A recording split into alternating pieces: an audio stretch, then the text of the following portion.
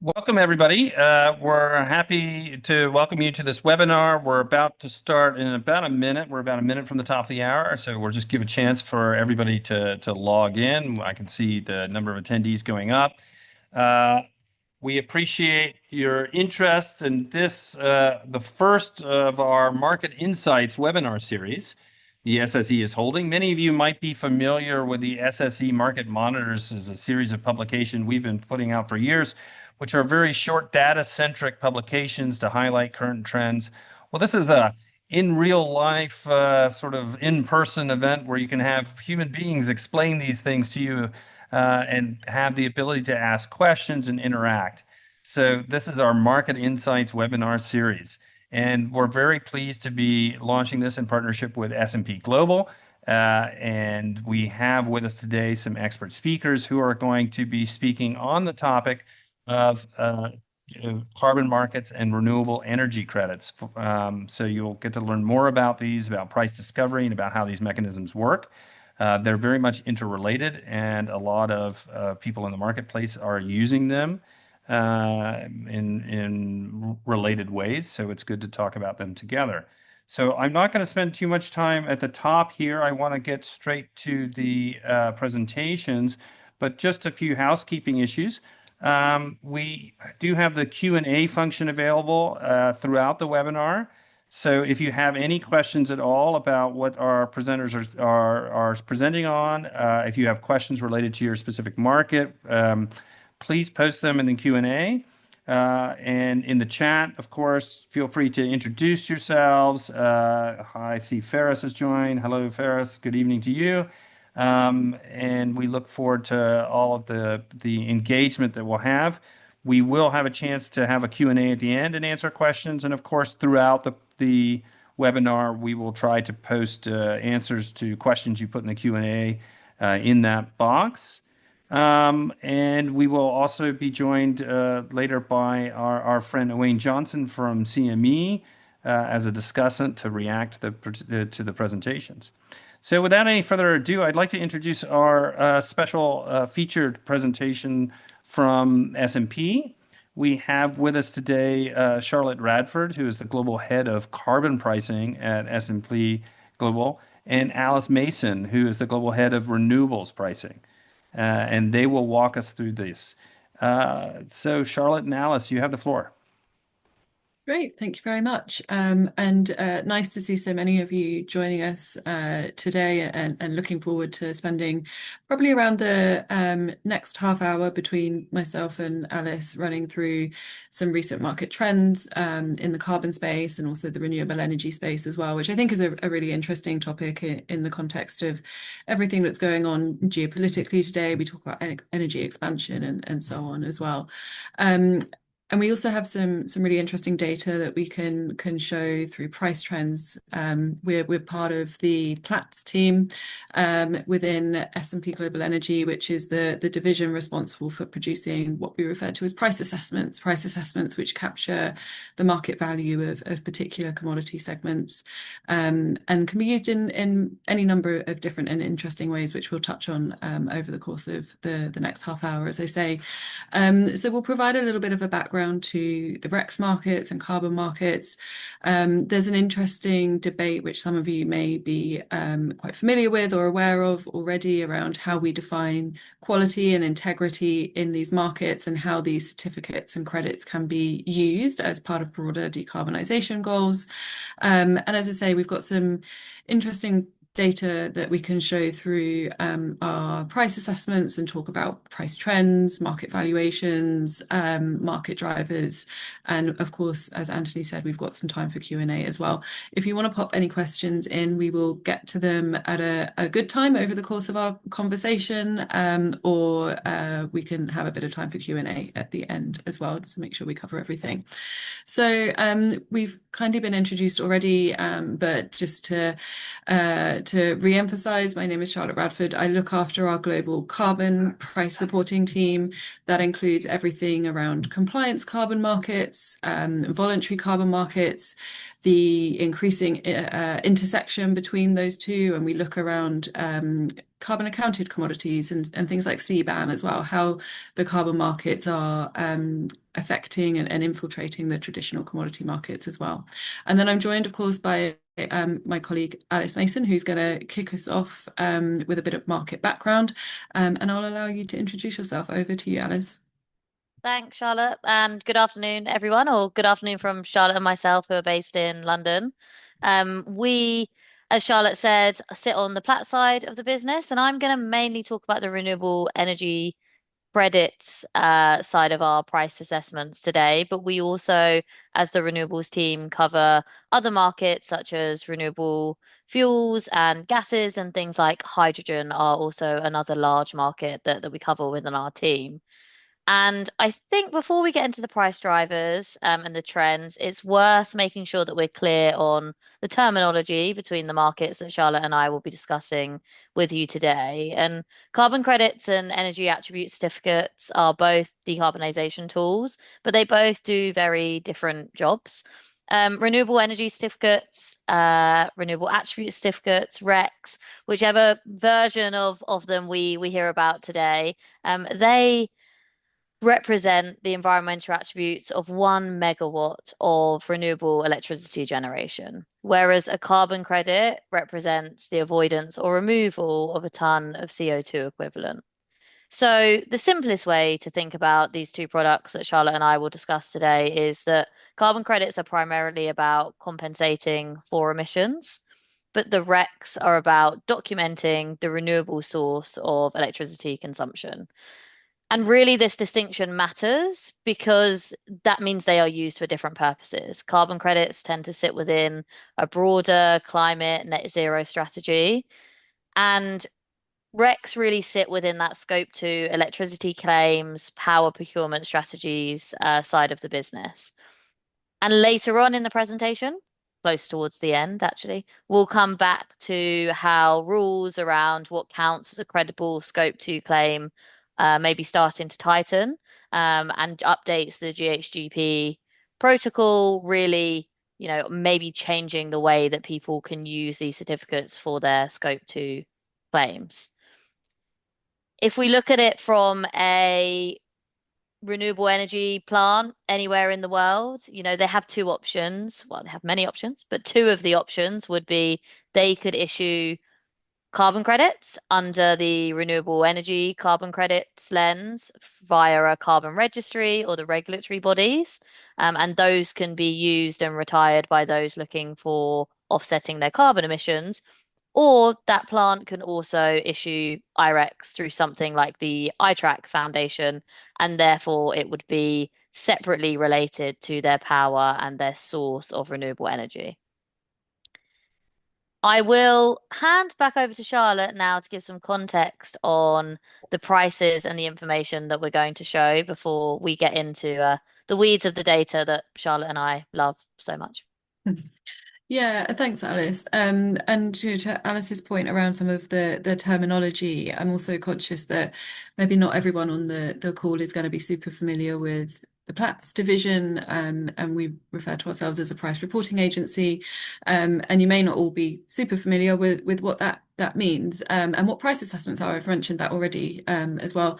The thing I'd really like to emphasize here is whether we're looking at renewable energy certificates, EACs, if we're looking at carbon credits.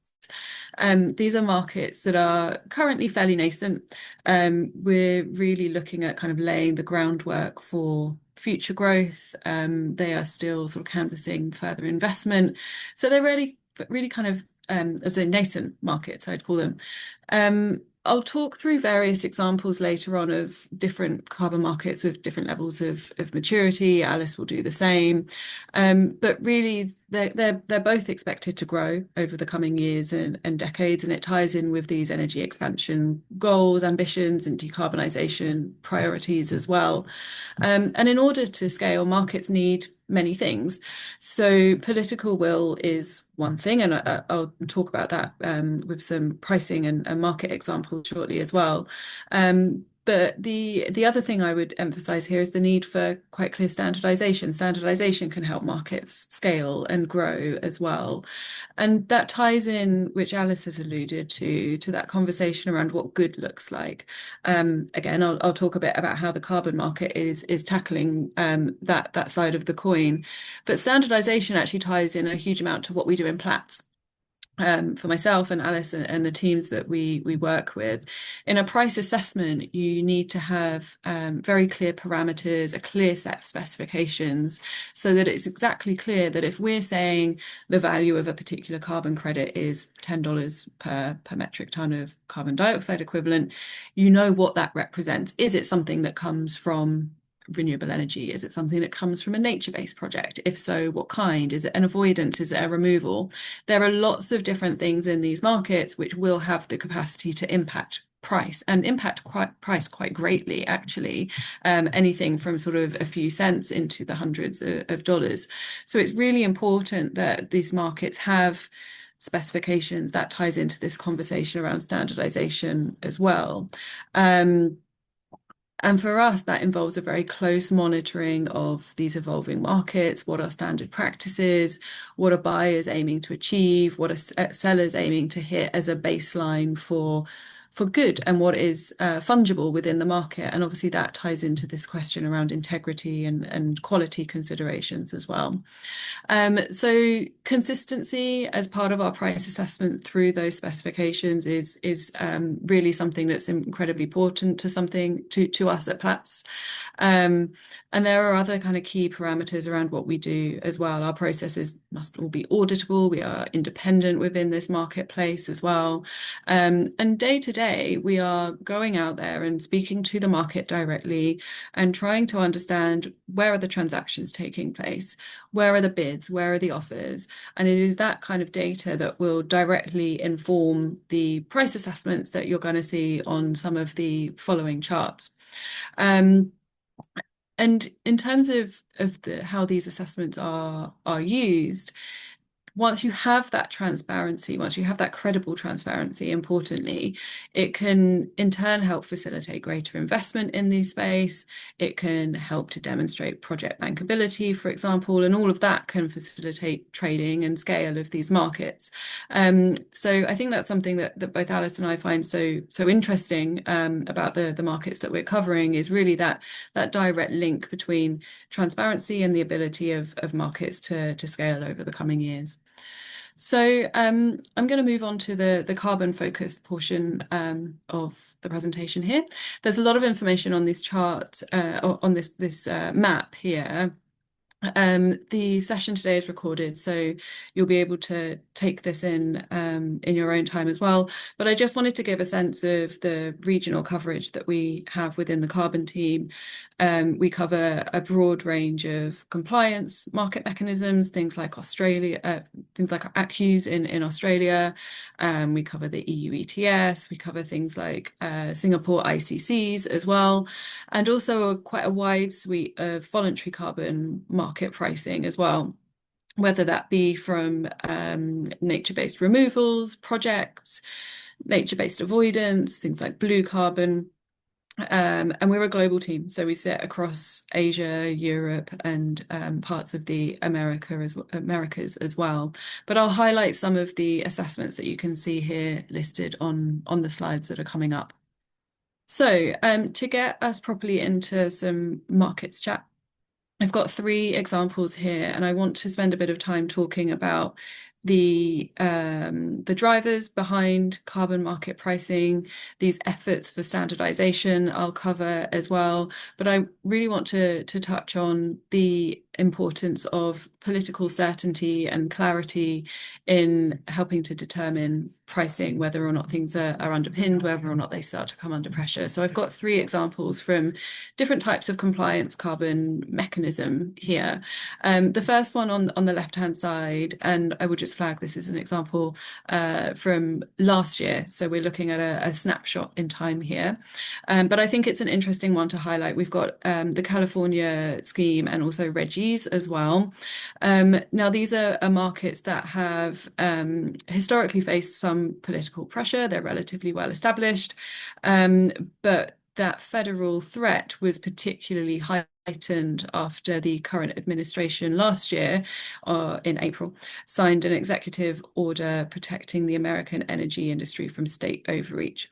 Now, this order didn't have any direct legal impact, so there was not an immediate effect on the markets necessarily and how they operated, but nonetheless, just that order itself really had quite a deep impact on pricing for these markets, as you can see. So the day after this order was issued on April the 9th, we saw actually quite sharp declines in both Reggie and CCA pricing, which you can see here. So we assessed the California carbon allowances down about 8.5%, just over 8.5% on the day on April the 9th. And Reggie prices were down even more, actually, just over 20% on April the 9th. So again, as I say, no sort of direct legal implication from this order, but it sort of created this uncertainty in the market. It reminded everybody that, there's a chance that these markets won't always have the political support that they perhaps require to maintain and gather momentum. And that was reflected in quite considerable pressure on the day. Moving across to the right, the next example I have is from the EU ETS, so the EU allowances market, a market that was really tightening and strengthening over the course of 2025, but over the first quarter of the year has really come under quite pronounced pressure, actually. And there's been a lot of political questions and conversations in the EU over the recent months around how can the EU industry maintain its competitiveness in a global context. The local regional steel market, for example, if they're incurring additional costs associated with carbon, how do we ensure that those costs remain affordable, or ensure that they can be that they remain competitive in a global market, and that they can be kind of stomached by the industry as well. And that political pressure had really been mounting over the first part of the year. So again, no sort of tangible change or impact. There's not been sort of an announcement to say that the EU ETS is being rolled back or obligations won't be so strong as they might have been in the past. But that pressure has served to put a decent amount of pressure on prices for EUAs as well. And then my final example on the right-hand side is from Corsia. Now, we capture the price of Corsia eligible credits. If you're not so familiar, that is the program that's being adopted by the aviation sector to decarbonize. And we capture the price of those Corsia eligible credits through what we call Platts CEC, which is what you see on the chart here. Now, for various reasons, this was, broadly speaking, quite a range-bound market over much of the course of 2025. It was underpinned by very tight supply of Corsia eligible carbon credits. And what you can see more recently is quite a sharp decline. Now, I will certainly caveat that this doesn't all come down to political pressure. There are other things at play here. There are now more credits available in the Corsia carbon market. But part of that decline does come down to a degree of uncertainty around the policy. In fact, there are not many examples, although, for example, Japan is one such example of repercussions or consequences for not complying with your Corsia commitments as an airline. So without that potential penalty in place or consequence for not participating in the way that you might previously have said you will, it's really raised the question of how viable is this program? To what degree is it going to be adopted? What demand, therefore, will there be for these CORSIA eligible carbon credits? And that is one of the reasons why we've seen quite strong pressure on the price of these credits so far this year. So three examples there, all quite different programs, are all structured quite differently as well. They operate quite differently. But the takeaway that I wanted to leave you all with was, the need and the necessity for political certainty and political support if some of these markets are to scale and grow. I'll move on to some examples from the voluntary carbon markets as well here. And I mentioned in my part of my introduction around the need for standardization, some of the questions that have been coming into play around quality and what that looks like. So a few things I draw your attention to here. There's a sort of greeny turquoise color line, which represents the price assessment we have for nature-based avoidance carbon credits in Southeast Asia. And you can see over the course of the latter part of 2025 and parts of this year, that's a market that was actually quite growing, or the prices were increasing quite steadily.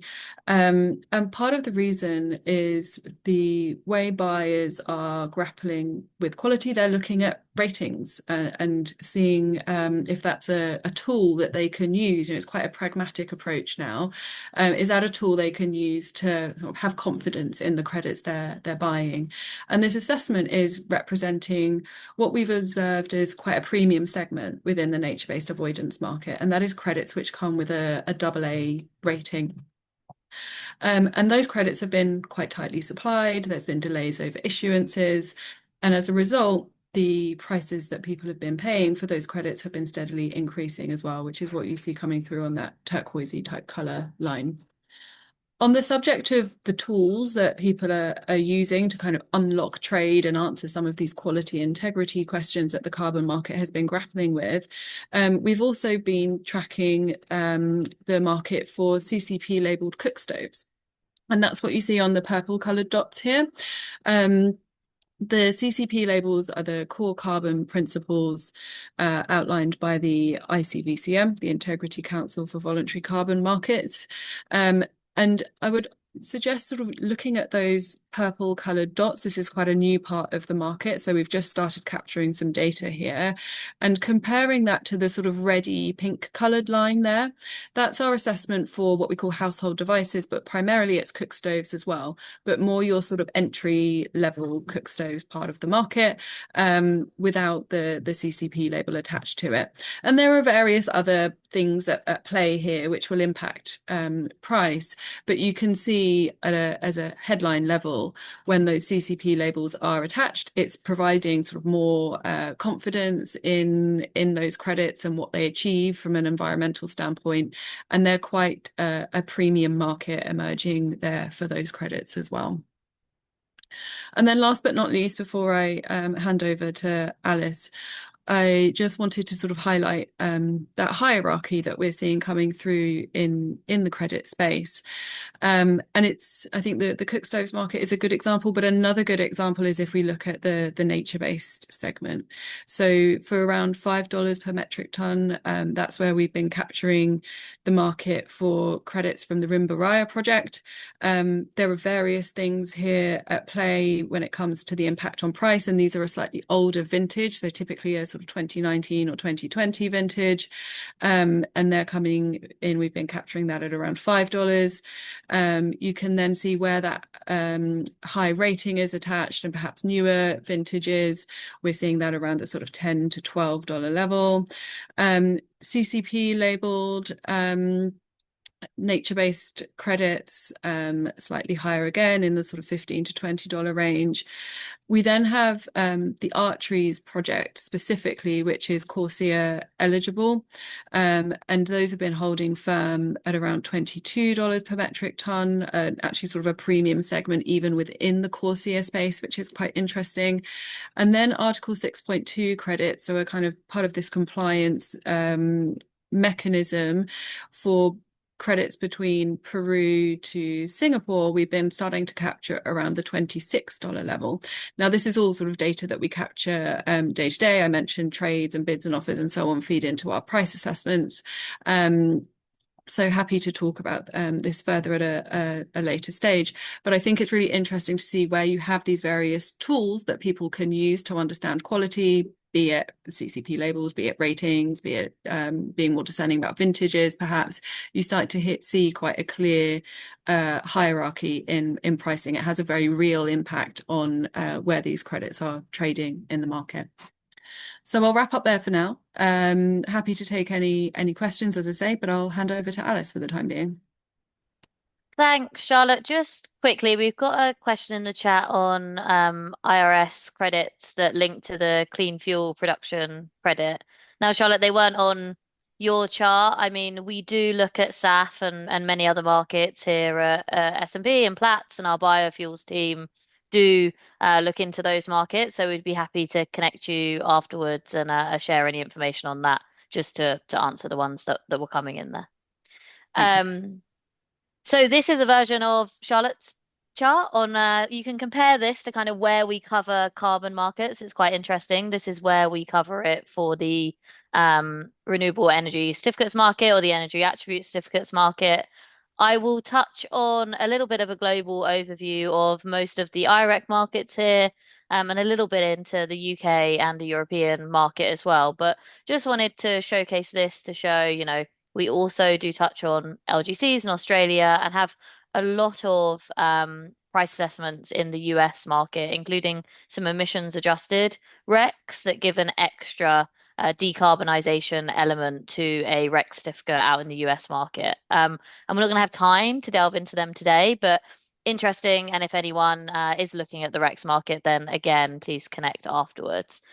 But in the interest of time, I think we can move on to looking at some of the IREC trends. And this chart, it's got a lot of lines on it. And there's been a lot of volatility, as you can see from most of the lines, except for Brazil, which we can get to. But the standout here really is Mexico, which is that brown line going in the opposite direction to everything else on the chart. Mexico is the only major IREC market in the last couple of years where prices have risen quite consistently since 2024. And that, unlike other markets or some of the things Charlotte mentioned with political instability, is purely down to the traditional supply and demand fundamentals. And we've seen a tightening of supply conditions. Issuances for certificates in Mexico fell by around 3%, while demand over the last 18 months is up an estimate of around 40%. So this shift caused quite a dramatic move. We saw up to $7 per megawatt hour at points in time over the course of the year, and really is one of the only ones that is seeing consistent upward momentum. And as I mentioned there, that black line, the lower end of the curve is Brazil, with certificates kind of around 20 cents dollars per megawatt hour at the moment. And the explanation there is almost the opposite. And again, pretty straightforward that renewable energy generation in Brazil continues to grow quite substantially, which is great for energy security and, growth of renewable energy supply, particularly with wind and solar. And demand for these certificates is also growing in Brazil, but it's not enough to absorb the large amount of issuance volumes that we're seeing in those markets. And it remains firmly in oversupplied territory. And the prices very much reflect that, as you can see from the chart. And APAC coming into the picture, they sit somewhere in the middle if you're looking at India, Thailand, Malaysia, as you can see here, where we've seen some stabilization this year of prices remaining pretty range bound. We continue to see good demand, large volumes being traded, but at the same time, more supply coming online and cross-border trading. That means that prices, remain under pressure in particular markets. It makes the APAC picture a little bit more mixed. They doesn't necessarily have one dominant driver. There's lots of regional procurement behavior that impacts it. We also see some cyclical trends depending on reporting periods, but still a lot of interest and a lot of demand in most APAC regions. If we move on to the next slide, I've separated Singapore from the rest of APAC because it is by far the most expensive IREC on the market. But you can see it's also undergone significant corrections downward in the last couple of years. So, back in 2025, early 2025, you're looking at over 100 Singapore dollars, close to for a number of these vintages, and we are now down to current year around 20 Singapore dollars. Um, it remains expensive for an IREC, but the decline has really been driven by a combination of shifts in procurement, cross-border supply pressure, tariffs, and also um, those significantly cheaper IREX elsewhere in the world. So some of the softness is seasonal, as I mentioned, when you look at, reporting lines. Um, but there is this important note, which is the donut chart that you see there, that the majority of IREX that are actually redeemed in Singapore aren't Singaporean IREX by nature, basis the cost. So Vietnam and Malaysia make up the most highest amount of redemptions in Singapore. That is because in Vietnam, under $1 per megawatt hour. In Malaysia, it's a little bit more expensive, and people are happier to take it for procurement needs because there is an interconnect between Malaysia and Singapore. So people are finding other solutions rather than paying 20 Singapore dollars for their credits. And then we've also seen this shift towards PPAs and virtual PPAs that, again, at Platts, we have a lot of information about that we won't be able to dive into here. But the shift towards from the large players towards PPAs and VPPAs and those direct procurement structures means that it's reduced the reliance on unbundled RECs and removed quite a lot of spot demand from the market over the last couple of years. I will come back to on the last slide that point that I made about the RECs that are being redeemed not actually being Singaporean IRECs in Singapore. So hold that thought for a couple of minutes while I just show you Europe, which I wanted to flag today because it is the EAC with the most historical data. It's well established. People in Europe and the UK have been trading these instruments for many, many years versus a lot of the IREC markets are still newly developing. But as you can see from the chart on the left, they have also undergone a significant drop in price over the last few years. You've got Regos were, close to an all-time high of 12 um, pounds in 2024, and in 2023 you had European geos close to 25 euros. We are nowhere close to those numbers at the moment. And the main broad point of that is that there is again oversupply in the market. Regos actually at the moment in the UK are close to zero for current year that rolls in July with overproduction, limited activity, and then concerns over policy and changes to the use of the certificate under Scope 2 requirements. The European market is a little bit interesting, as you can see by that tiny tick up towards the right-hand side of the graph there, close to 2 euros.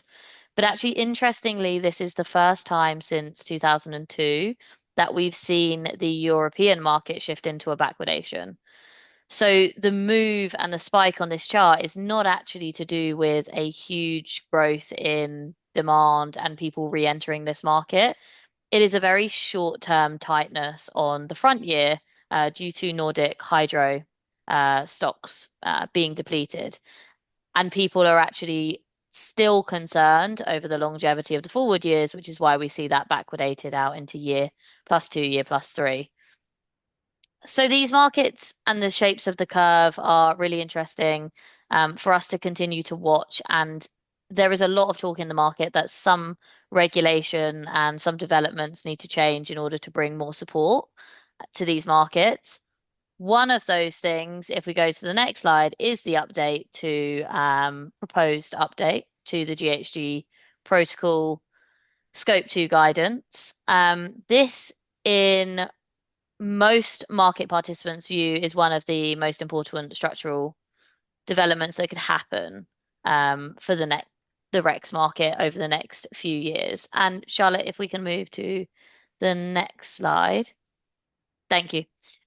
So currently, under the current framework for the GHG protocol, a company can purchase enough RECs from a solar project in a completely different region, one that's not connected to the electricity grid where the company currently operates, and still claim that they are 100% powered by renewable energy. The problem is that participants agree that this can misrepresent how electricity is actually produced and consumed. So there is a mismatch to the time and the place, which can weaken the credibility and the comparability of emissions reported data. So there is a current new proposal for those mismatches to change. So the proposal is for updated inventory rules based on hourly and regional matching, so that electricity emissions can reflect when and where the electricity is actually moved. This is still going through various stages of feedback. The A lot of people gave their feedback to this proposal, and we expect to see updates later on in the year. But it would really mean a fundamental shift in RECs and their usage. It would make it far stricter, and we are also expecting there to be premiums that develop for certain hours, therefore, or certain locations. For example, if you take that Singapore example earlier in the presentation, it may mean that those participants could not gain or use the Malaysian or the Vietnamese IREX if there become stricter rules over what can be retired in Singapore, depending on where the location boundaries are. It's not actually clear at the moment whether the location boundaries will be countries or whether it will be regions. For the US market, for example, it may not even be states, it may be cross states. So there's a lot of things under concern there where people don't know what regions they would be able to buy from to claim against their new scope 2 emissions. But there is also the combination of this market currently, certificates are annually matched. You just have to match your consumption to a production year. To move from that to maybe matching per hour, which is the time matching element and the reporting impact that's changing or could be changing with the GHG update, is a big step. So there is a lot of feedback in the market at the moment that maybe actually the middle ground is to move to a monthly matching or a quarterly matching, or even a daily matching before we get to having to match your consumption per hour. And it is a lot. There are large arguments for it and arguments against it, basis even the ability for the market to be able to trade hourly. But it's something that we will keep reporting on as the market develops, as we get more updates from the Scope 2 GHG protocol team, as we get developments on the price levels of these granular certificates, some of which may be expected to trade at a premium. So it's something that I think is, for this audience, something to keep an eye on, to continue to track, and something that will really change the way that the EAC's market continues going forward. And with that, and at the interest of time, I think we can open up the floor to questions. We have under 10 minutes, but we can take any questions that anyone has for Charlotte or myself. Thank you, Alice and Charlotte, for that comprehensive overview. There were a few questions posted, and we also have with us our friend Owain Johnson from the Chicago Mercantile Exchange, who is the global head of research and product development there and has a lot of experience with carbon markets and other futures products related to the energy transition. We wanted to first go to Owain as a discussant to get his reactions to some of these presentations and any questions he might have for you. Yeah, I thought that was really helpful. So thanks, Charlotte and Alice. I thought that was a really nice summary of what's going on around the world. I guess when we at CME start to think about listing new products in the commodity space, including the environmental commodities, the first decision we have is often, is it physical delivery or cash settlement? And I know, our background and a lot of the exchanges on this call will assume that it should be physical delivery because that's, how futures exchanges were developed originally. But a lot of these markets, it seems to me, suit an index or a cash settled basis similar to the one that you guys provide at S&P Global Platts, because they're fragmented, they're small, they're developing. There's also a lower barrier to entry than there might be with physical delivery. Uh, am I on track thinking along those lines? Yeah, I could maybe start off with some comments there. Yeah, thanks for the thoughts. I would say then in the carbon markets there are certain elements of standardization. Things like the Corsia program for aviation. They provide a baseline and a degree of standardization, but absolutely there's still a huge amount of variety in these markets as well, different credit types.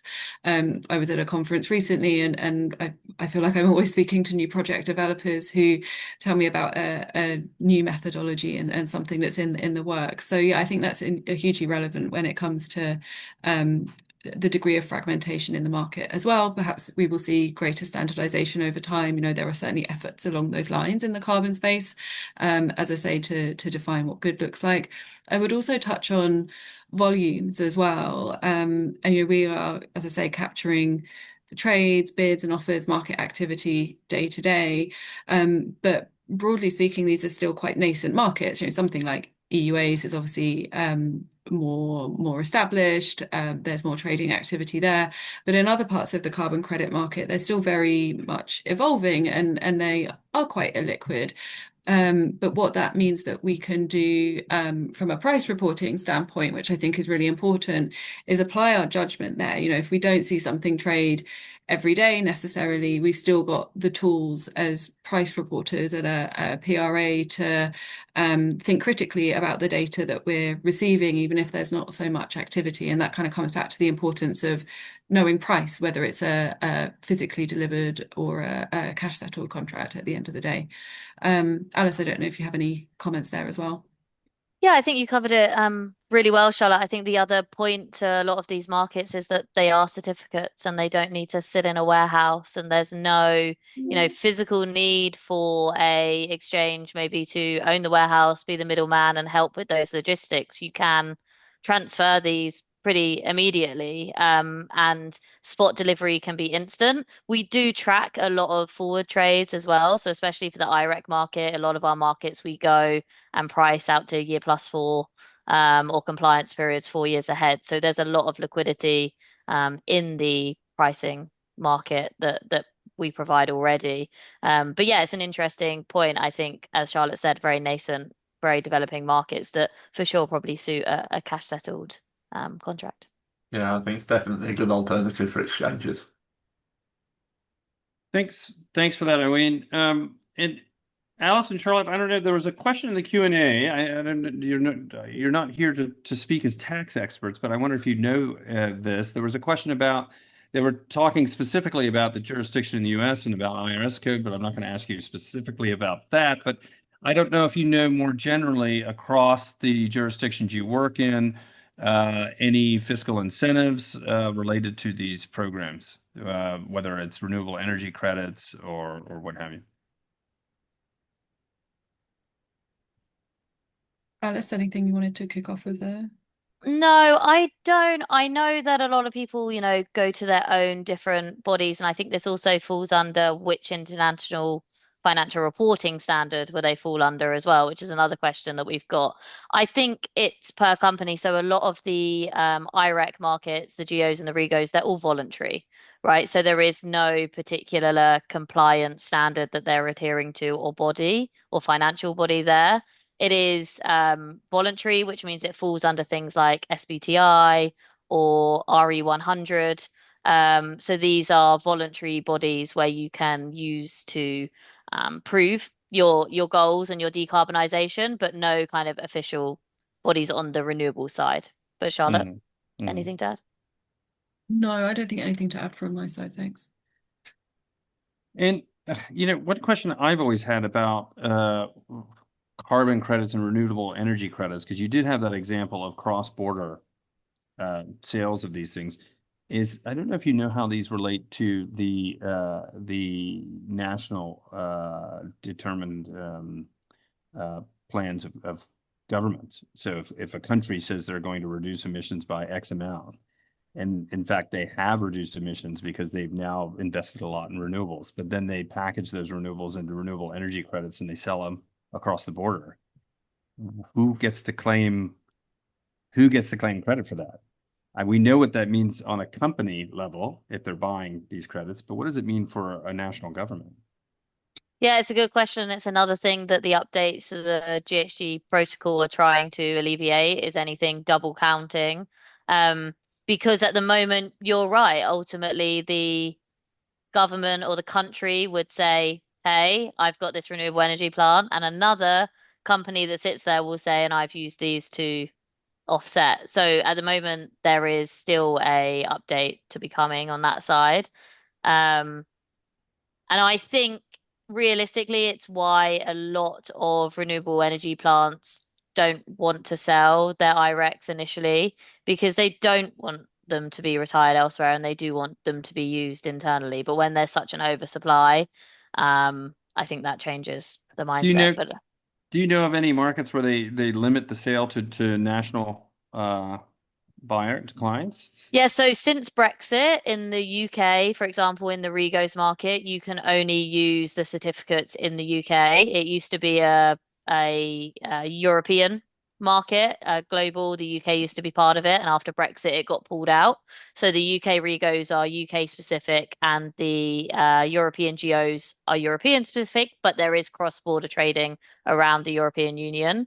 But the IREX is a lot more challenging, basis that the I stands for international rec. Right, right, right. Well, look, thank you so much for that, Charlotte and Alice and Owain. Thanks for joining in, and thank you to all of the attendees. We had over 100 participants today. We appreciate that. For all the attendees, you will find a recording of this webinar on the SSE website. We'll post that in the next 24 hours. So if you want to review this or share any of the information with some of your peers who were unable to join, please do. And please stay in touch. We will be holding more webinars in this series of market insights with our partners over at S&P, where we bring you data on latest trends around sustainable finance, energy transition.